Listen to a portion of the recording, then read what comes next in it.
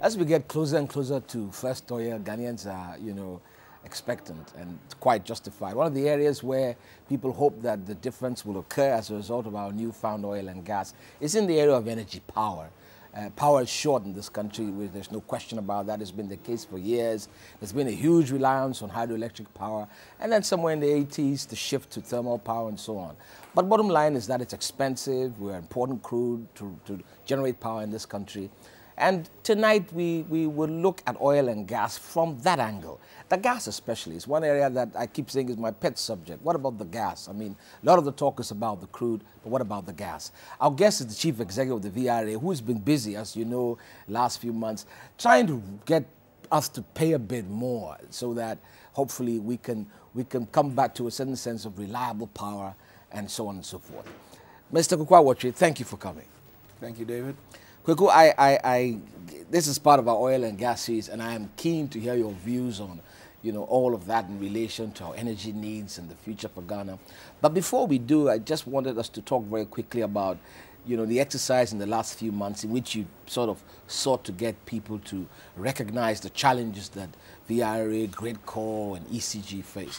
I mean, without spending too much time on that, tell me, do you feel that you have been successful? Do you feel that people understand those challenges? What's been your feedback to that? Well, I think that more people have heard the message, and the initial tariff level that was approved went quite far to address the problems we had. We asked for a lot more than we got, but it also was a lot more than we have had in the past. So I thought that was a step in the right direction. The tariffs have gone up? Yes. Yes, they have.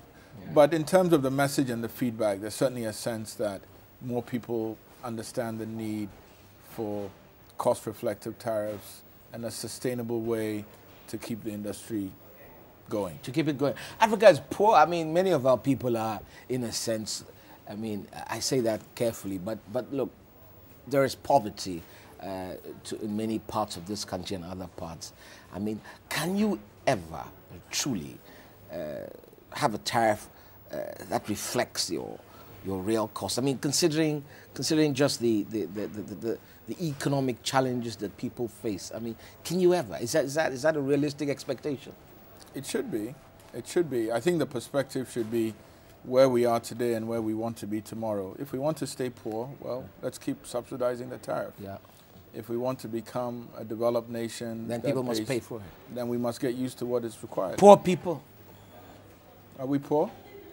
Well, I mean, if you go by and you look at many parts of Ghana, I mean, outside Accra, we still have a significant rural population. I mean, there are many areas where I would imagine that, considering their income, I mean, increasing tariffs can be quite disconcerting, isn't there? Don't you agree? I do, although it's a gradual process, and there is a lot of poverty even within the urban areas. Yeah. What happens is that you maybe today you have a lamp and tomorrow it's a TV and the next day it might be a cooker. But with time you come up with a living standard that fits your needs, and at least the government will understand what's required and the people will understand what's required to do that. Do you make a distinction? I mean, because we all have different income levels and so on. I mean, is there a distinction, or is this some kind of flat approach?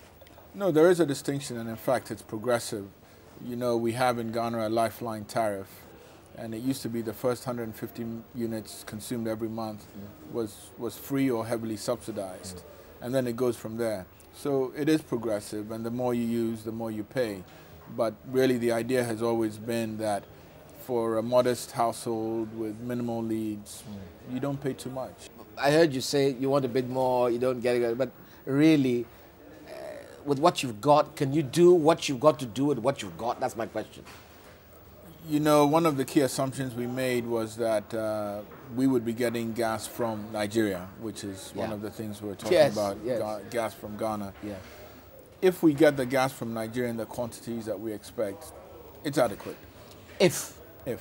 Why? What are the challenges to that, Kweku Awotwi? Well, Is it reasonable to expect gas from Nigeria? It's probably reasonable to expect some gas from Nigeria. How much and how often, we worry about that. But we know we started to get gas from Nigeria in late March. And we've been getting continuous flow pretty much. This is the West Africa gas pipeline? From the West African gas pipeline. And that's the first time that's happened ever. And so there's some expectation now that we should be getting more. Now, we have a contracted amount we should get.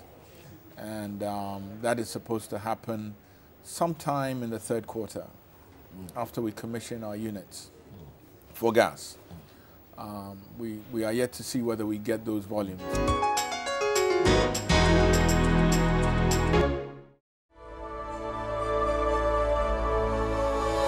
Labadi Beach Hotel, Ghana's finest.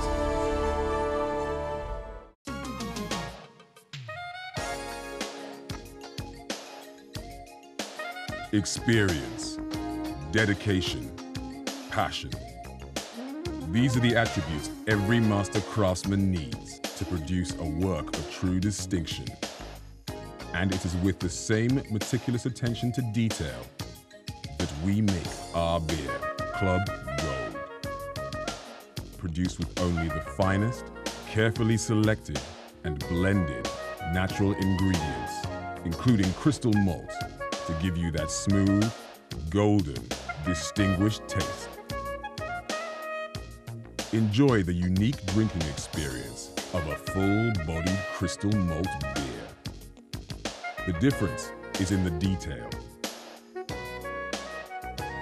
Enjoy your moment with Club Gold. Don't need champagne and caviar, cocktails with movie stars. All I need is you. Don't need a motor yacht, say two exotic spots. Paradise I've already got. All I need is you. All I need is you. All I need is you.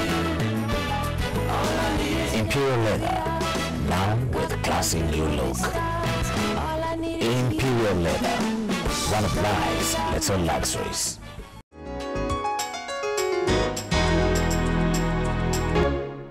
For many lay people, there is gas now in the Jubilee field. Is that good news? Does that make you less dependent on Nigeria, or is that neither here nor there? What is the position? Gas is very good news, David. Gas is very good news because it's cleaner burning, because it costs less, and because typically gas is supplied under long-term contracts, which are fixed.